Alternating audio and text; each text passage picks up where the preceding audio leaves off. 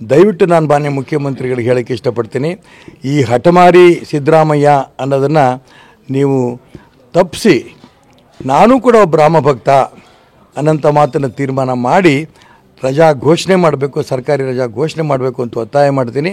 ಇಲ್ಲ ಅಂತಂದರೆ ನೀವು ಘೋಷಣೆ ಮಾಡದಿದ್ದರೂ ಕೂಡ ಎಲ್ಲ ರಾಮ ಭಕ್ತರು ಕೂಡ ಅವರು ಟಿ ವಿಗಳಲ್ಲಿ ಏನೇನು ಮಾಡಬೇಕು ಎಲ್ಲೆಲ್ಲಿ ನೋಡಬೇಕು ನೋಡ್ತಾರೆ.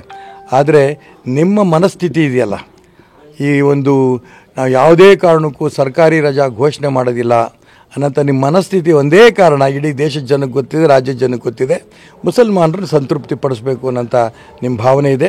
ಬರೋಂಥ ಲೋಕಸಭೆ ಅಲ್ಲಿಂದ ಬರೋಂಥ ವಿಧಾನಸಭೆ ಚುನಾವಣೆಯಲ್ಲಿ ರಾಮಭಕ್ತರ ಸಾಧು ಸಂತರ ಶಾಪದಿಂದ ಯಾವ ಕಾರಣಕ್ಕೂ ಈ ಸರ್ಕಾರ, ಕಾಂಗ್ರೆಸ್ ಸರ್ಕಾರ ಮತ್ತೆ ಗೆಲ್ಲಲ್ಲ ಅನ್ನೋಂಥ ಅಂಶವನ್ನು ಈ ಸಂದರ್ಭ ಹೇಳ್ತೀನಿ. ಖಳನಾಯಕ ಆ ಒಂದು ಏನು ನಿಮ್ಮ ಹಣೆಗೆ ಪಟ್ಟಿ ಬೀಳುತ್ತೆ ಅದನ್ನು ತಪ್ಪಿಸ್ಕೋಬೇಕು ಅಂತ ನಾನು ಈ ಸಂದರ್ಭ ಒತ್ತಾಯ ಮಾಡ್ತೀನಿ. ರಜಾ ಘೋಷಣೆ ಮಾಡಿ ಏನಂತ ಮಾತ್ರ ಈ ಸಂದರ್ಭ ಹೇಳಕ್ಕೆ ಇಷ್ಟಪಡ್ತೀನಿ.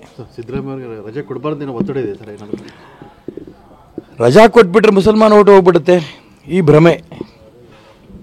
ಇಂಥ ಭ್ರಮೆಯಲ್ಲಿ ಸಿಕ್ಕೊಂಡೆ ಅವರು ಕಳೆದ ಬಾರಿ ಮುಖ್ಯಮಂತ್ರಿ ಆದಂಥ ಸಂದರ್ಭದಲ್ಲೂ ಸೋತರು.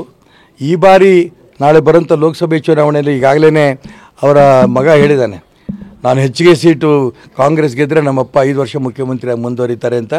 ಹೆಚ್ಚಿಗೆ ಸೀಟ್ ಗೆಲ್ಲಂಥ ಪ್ರಶ್ನೆನೇ ಇಲ್ಲ. ಅವರಪ್ಪ ಲೋಕಸಭೆ ಚುನಾವಣೆ ಆಗ್ತಿದ್ದಂಗೆ ಸಿದ್ದರಾಮಯ್ಯನವರು ಮುಖ್ಯಮಂತ್ರಿ ಸ್ಥಾನವನ್ನು ಕಳ್ಕೊಳ್ಳೋದ್ರಲ್ಲಿ ಯಾವ ಅನುಮಾನವೂ ಇಲ್ಲ.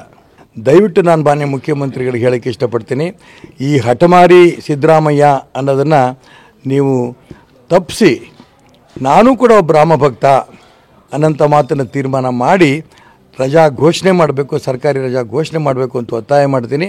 ಇಲ್ಲ ಅಂತಂದರೆ ನೀವು ಘೋಷಣೆ ಮಾಡದಿದ್ದರೂ ಕೂಡ ಎಲ್ಲ ರಾಮ ಭಕ್ತರು ಕೂಡ ಅವರು ಟಿ ವಿಗಳಲ್ಲಿ ಏನೇನು ಮಾಡಬೇಕು ಎಲ್ಲೆಲ್ಲಿ ನೋಡಬೇಕು ನೋಡ್ತಾರೆ. ಆದರೆ ನಿಮ್ಮ ಮನಸ್ಥಿತಿ ಇದೆಯಲ್ಲ, ಈ ಒಂದು ನಾವು ಯಾವುದೇ ಕಾರಣಕ್ಕೂ ಸರ್ಕಾರಿ ರಜಾ ಘೋಷಣೆ ಮಾಡೋದಿಲ್ಲ ಅನ್ನೋಂಥ ನಿಮ್ಮ ಮನಸ್ಥಿತಿ ಒಂದೇ ಕಾರಣ, ಇಡೀ ದೇಶದ ಜನಕ್ಕೆ ಗೊತ್ತಿದೆ, ರಾಜ್ಯದ ಜನಕ್ಕೆ ಗೊತ್ತಿದೆ, ಮುಸಲ್ಮಾನರನ್ನು ಸಂತೃಪ್ತಿ ಪಡಿಸಬೇಕು ಅನ್ನೋಂಥ ನಿಮ್ಮ ಭಾವನೆ ಇದೆ. ಬರೋಂಥ ಲೋಕಸಭೆ ಅಲ್ಲಿಂದ ಬರೋಂಥ ವಿಧಾನಸಭೆ ಚುನಾವಣೆಯಲ್ಲಿ ರಾಮಭಕ್ತರ ಸಾಧು ಸಂತರ ಶಾಪದಿಂದ ಯಾವ ಕಾರಣಕ್ಕೂ ಈ ಸರ್ಕಾರ, ಕಾಂಗ್ರೆಸ್ ಸರ್ಕಾರ ಮತ್ತೆ ಗೆಲ್ಲಲ್ಲ ಅನ್ನೋಂಥ ಅಂಶವನ್ನು ಈ ಸಂದರ್ಭ ಹೇಳ್ತೀನಿ. ಖಳನಾಯಕ ಆ ಒಂದು ಏನು ನಿಮ್ಮ ಹಣೆಗೆ ಪಟ್ಟಿ ಬೀಳುತ್ತೆ ಅದನ್ನು ತಪ್ಪಿಸ್ಕೋಬೇಕು ಅಂತ ನಾನು ಈ ಸಂದರ್ಭ ಒತ್ತಾಯ ಮಾಡ್ತೀನಿ. ರಜಾ ಘೋಷಣೆ ಮಾಡಿ ಏನಂತ ಮಾತ್ರ ಈ ಸಂದರ್ಭ ಹೇಳಕ್ಕೆ ಇಷ್ಟಪಡ್ತೀನಿ. ಸಿದ್ದರಾಮಯ್ಯ ರಜೆ ಕೊಡಬಾರ್ದು ಒತ್ತಡ ಇದೆ ಸರ್, ಏನಾದರೂ ರಜಾ ಕೊಟ್ಬಿಟ್ರೆ ಮುಸಲ್ಮಾನ ಓಟು ಹೋಗ್ಬಿಡುತ್ತೆ, ಈ ಭ್ರಮೆ.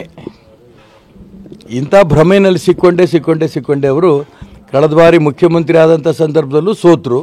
ಈ ಬಾರಿ ನಾಳೆ ಬರೋಂಥ ಲೋಕಸಭೆ ಚುನಾವಣೆಯಲ್ಲಿ ಈಗಾಗಲೇ ಅವರ ಮಗ ಹೇಳಿದ್ದಾನೆ, ನಾನು ಹೆಚ್ಚಿಗೆ ಸೀಟು ಕಾಂಗ್ರೆಸ್ ಗೆದ್ದರೆ ನಮ್ಮಪ್ಪ 5 ವರ್ಷ ಮುಖ್ಯಮಂತ್ರಿಯಾಗಿ ಮುಂದುವರಿತಾರೆ ಅಂತ.